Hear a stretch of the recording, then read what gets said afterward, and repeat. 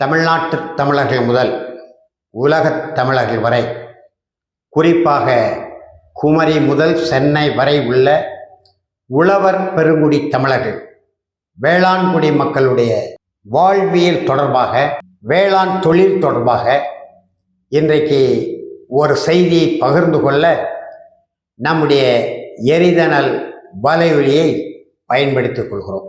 அண்மையிலே தமிழ்நாட்டின் மாண்புமிகு முதலமைச்சர் மு.க. ஸ்டாலின் அவர்கள் நெல்லை வந்திருந்தார்கள். 2 நாட்கள் நெல்லையிலே தங்கி 75,000க்கும் மேற்பட்ட நாட்டின் குடிமக்களுக்கு நலத்திட்ட உதவிகளை வழங்கினார்கள். பிறகு தாமிரபரணி கருமேனி நம்பியாறு இணைப்பு திட்டத்தை திறந்து வைத்தார்கள். 4வது முறையாக. ஏற்கனவே 3 முறை திறக்கப்பட்டது. பிறகு மேட்டுத்திடல் மருத்துவமனை வளாகத்தில் கட்டப்பட்டுள்ள ஒரு அடுக்குமாடி நவீன மருத்துவமனை கட்டடத்தை திறந்து வைத்தார்கள். எல்லாவற்றுக்கும் மேலாக நம்முடைய கங்கை கொண்டான் என்று சொல்லக்கூடிய திருநெல்வேலி மாநகரத்திற்கு மிக அருகில் இருக்கக்கூடிய கங்கை கொண்டான் தொழிற்பேட்டை, அந்த தொழிற்பேட்டையில் டாடா நிறுவனத்திற்கு 3800 கோடி அளவில் சோலார் தொழிற்சாலை, மிகப்பெரிய சோலார் தொழிற்சாலை கட்டுவதற்கு அல்லது அமைப்பதற்கு அடிக்கல்லை நாட்டினார்கள். அந்த டாடா நிறுவன நிர்வாகிகள் ஏற்பாடு செய்த மேடையிலே, அந்த மேடையிலே பார்த்தால் ஒரு இடத்தில் கூட தமிழ் இல்லை. இது தமிழ்நாடு. அந்த மேடையில் இருப்பவர்கள் தமிழ்நாட்டின் அமைச்சர் பெருமக்கள், மாண்புமிகு முதலமைச்சர் மு.க. ஸ்டாலின். வாழும் எஞ்சிய காலத்தை தமிழுக்காக நான் உழைக்கப் போகிறேன், தமிழர்களின் நலன்களுக்காக நான் பாடுபட போகிறேன், ஒன்றிய அரசால் பறிக்கப்பட்ட உரிமைகளை மீட்பதற்காக நான் போராடப் போகிறேன் என்றெல்லாம் மாண்புமிகு முதலமைச்சர் மு.க. ஸ்டாலின் அவர்கள் தொடர்ந்து பேசிக்கொண்டு வருகிறார்கள். அவர் ஏறுகிற மேடையிலே அவர் பெயரே தமிழ் இல்லை, ஆங்கிலத்தில் இருக்கு. அப்படியானால் இதுதான் அந்த ஈ.வி. ராவினுடைய மொழிக் கொள்கையை திராவிட மாடல் அரசு பின்பற்றுகிறதோ என்று நாங்கள் எல்லாம் எண்ண வேண்டியது. சரி, போகட்டும். ஒரு தொழிற்சாலை தொடங்கி வைத்தார். இன்றைக்குத்தான் தெரிகிறது அந்த டாடா சோலார் மின் உற்பத்தி தொழிற்சாலைக்கு 4000 பேருக்கு வேலை கொடுக்க போறாங்க. அந்த தொழிற்சாலைக்கு எங்கள் தாமிரபரணி உயிர் ஆறு, அந்த ஆற்றில் மருதூர் என்கின்ற இடத்திலே ஏறக்குறைய 500 ஆண்டுகளுக்கு முன்னால் கட்டப்பட்ட ஒரு மலைப்பாம்பு அணை இருக்கிறது. வியத்தகு அணை. 500 ஆண்டுகளுக்கு முன்னால முழுக்க மனித உழைப்பால் உருவான அணை. அந்த பகுதி மக்களிடத்தில் கேட்டால் பூதங்கள் கட்டிய அணை என்று இன்றைக்கு சொல்லிக் கொண்டிருக்கிறாங்க. அப்படியானால் பூதம் எவ்வளவு பெரிய பூதமாய் இருக்கும் என்று நாம் கற்பனை செய்து பார்க்க வேண்டும். ஆற்றினுடைய அகலம் 1000 அடி, அதன் குறுக்கே கட்டப்பட்டுள்ள அணையினுடைய நீளம் 4009 அடி. இப்போ நம்முடைய திருவைகுண்டத்தில் 1886 காலகட்டத்திலே வெள்ளையர்கள் ஒரு தடுப்பணை கட்டி திருவைகுண்டம் வடகால் தென்கால் என்று 2 வாய்க்கால்களை வெட்டி பாசன பகுதியை பெருக்கினார்கள், வேளாண்மை செழிக்க செய்தார்கள். ஆனால் 500 ஆண்டுகளுக்கு முன்பே ஒரு முக்கூடல் என்று சொல்லக்கூடிய தாமிரபரணி ஆறும், குற்றாலத்திலிருந்து வரக்கூடிய சிற்றாறும், பக்கத்திலே இருக்கக்கூடிய ஒரு ஏரியிலிருந்து கழுங்கு வழியாக வழிந்து ஆற்றுக்குள் வரக்கூடிய அந்த நீரோடையும் சந்திக்கின்ற இடத்தை தேர்வு செய்து கீழே இருக்கின்ற அந்த பாறாங்கல், அதாவது பாறை, கல்பாறை என்று சொல்லுவோம், அந்த கல்பாறையையும் கணக்கிட்டு வளைந்து நெளிந்து அந்த அணை கட்டப்பட்டிருக்கிறது. அந்த அணையினுடைய மேலக்கால், மருதூர் அணையின் மேலக்கால் பாசன உரிமை எங்களுக்குரியது, எங்களுடைய மக்களை சார்ந்தது. மருதூர் மேலக்கால் பாசன உரிமை தென்கரை பெரியகுளம். அதே போல மருதூர் கீழக்கால் பாசனம் என்பது அங்கே கோரம்பள்ளம் குளத்து வரைக்கும் தண்ணீர் கொண்டு செல்லக்கூடிய கால்வாய். அந்த அணை எவ்வளவு தொழில்நுட்பமாக 500 ஆண்டுகளுக்கு முன்னால் எந்த பாண்டிய மன்னன் இருந்தான் என்று தெரியவில்லை. அநேகமாக கடைசி பாண்டிய மன்னனாக மாரவர்மன் குலசேகர பாண்டியன் சொல்லப்படுகிறார், அல்லது சீவல்ல பாண்டியன் என்று சொல்லப்படுகிறார். இவர்கள் காலத்தில் கட்டப்பட்ட ஒரு வியத்தகு அணை. எப்படி நம்முடைய முப்பாட்டன் கரிகால் பெருவளத்தான் 2000 ஆண்டுகளுக்கு முன்பே ஓடுகிற ஆற்றை இடைமறித்து கல்லணை கட்டினானோ அதுபோல் தாமிரபரணியிலும் ஒரு அணை, அதுதான் அநேகமாக தாமிரபரணியின் குறுக்கே கட்டப்பட்ட முதல் அணையாகும். மேலிருந்து பார்த்தால் மலைப்பாம்பு அணை என்று சொல்லணும். அந்த அணையிலிருந்து கங்கை கொண்டான் தொழிற்பேட்டை என்று சொல்லக்கூடிய சிப்காட்டிற்கு தண்ணீர் எடுக்க போறதாக இன்றைக்கு செய்திகள் வெளியாகி இருக்கிறது. ஏற்கனவே தூத்துக்குடி மாநகரத்திற்கு 4 வழியாக 4வது குழாய் வழி திட்டம் என்று 2013 ஒரு மிகப்பெரிய குழாய் வழி திட்டத்தை போட்டு கடல்ல இருந்து தண்ணீரை எடுத்து சுத்திகரித்து மக்களுக்கு வழங்கலாம் என்று இன்றைய மாண்புமிகு முதலமைச்சர் மு.க. ஸ்டாலின் தந்தை ஐயா கலைஞர் ஆட்சி காலத்திலிருந்து பேசப்பட்டு வருகிற செய்தியாகும். இன்னும் சொல்ல வேண்டுமானால் நம்முடைய மாண்புமிகு முதலமைச்சர் துணை முதலமைச்சராக இருக்கிற காலகட்டத்திலே கடல் நீரை எடுத்து சுத்திகரித்து குடிநீராக்க பெரிய தொழிற்சாலை அமைக்க போகிறோம் என்றெல்லாம் சொன்னார்கள்.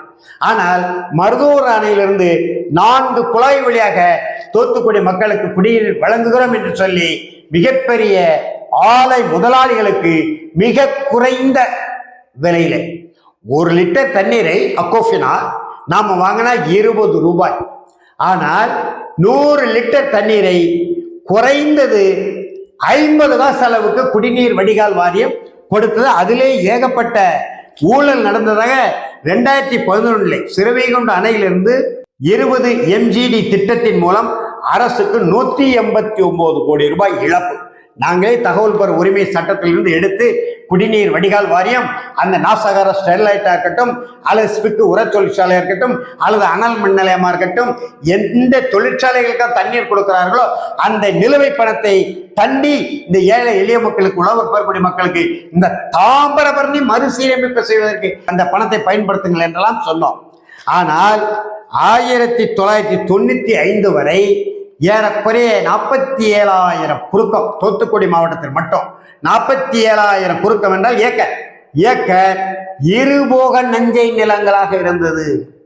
இருபோக நஞ்சை நிலங்களாக இருந்த பகுதியை தகவல் பெற உரிமை சட்டத்திலே நாங்கள் கேட்டபோது 2007ஆம் ஆண்டே நீர்வளத்துறையினரிடமிருந்து இருபோக நஞ்சை நிலங்கள் எல்லாம் ஒருபோக நஞ்சை நிலங்களாக படிக்கிறேன் கேளுங்கள். திருவைகுண்டம் வடகால் ஒருபோக நஞ்சை நிலங்கள் 2262 ஏக்கர், இருபோக நஞ்சை நிலங்கள் 10,538 ஏக்கர், கோரம்பள்ளம் ஒரு போகம் 2262 ஏக்கர், அதுதான் அந்த மேலே இருக்கு.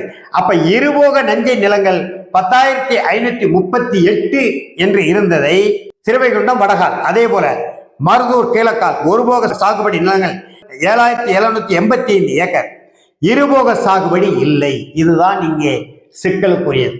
ஏனென்று சொன்னால் நான் சிறுபிள்ளை இருந்த காலகட்டத்திலிருந்து முப்போகம் விளைந்த நிலம் கட்டாயம் ஒவ்வொரு ஆண்டும் இருபோகம் விளையும். ஆனால் இருபோக விளை நிலைமை இல்லை மருதூர் கீழக்கால் என்று போட்டிருக்கிறாங்க. அதே போல மருதூர் மேலக்கால் இருபோக சாகுபடி இல்லை, ஒருபோக சாகுபடி 12,762 ஏக்கர்.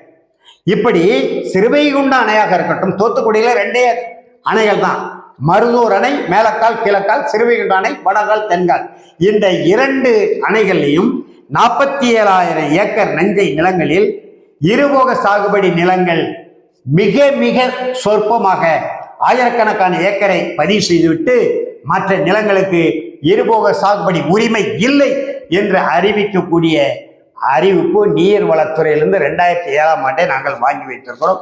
அந்த செய்திகள்லாம் இருக்கு.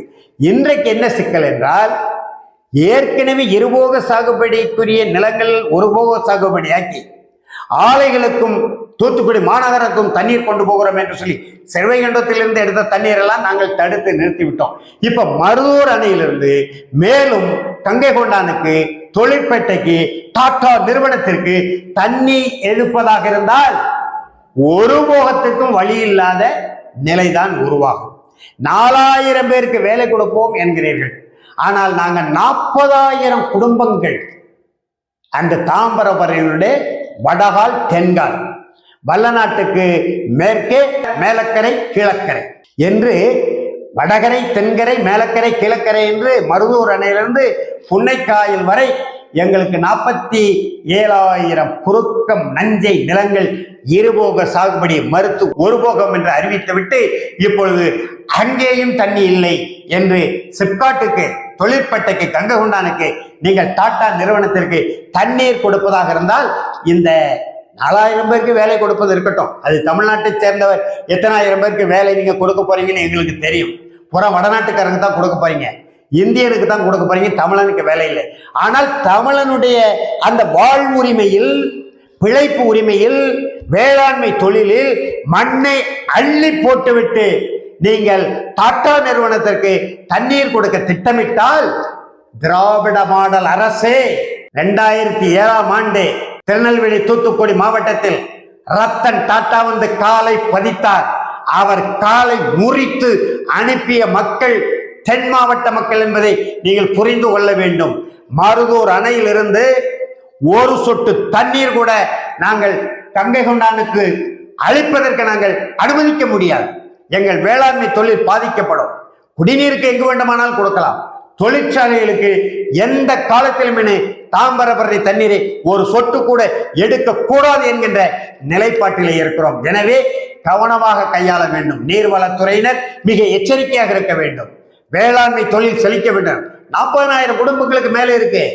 சிறுவைகுண்டம் வட்டம், ஏரல் வட்டம், திருச்செந்தூர் வட்டம், 3 வட்டங்கள். அதே போல தூத்துக்குடி மாநகர மக்கள் குடிநீருக்கு.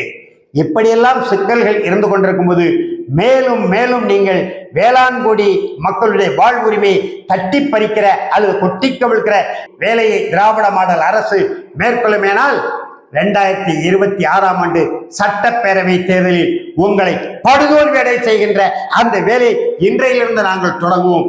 ஏற்கனவே தீர்மானித்து வைத்திருக்கிறோம்.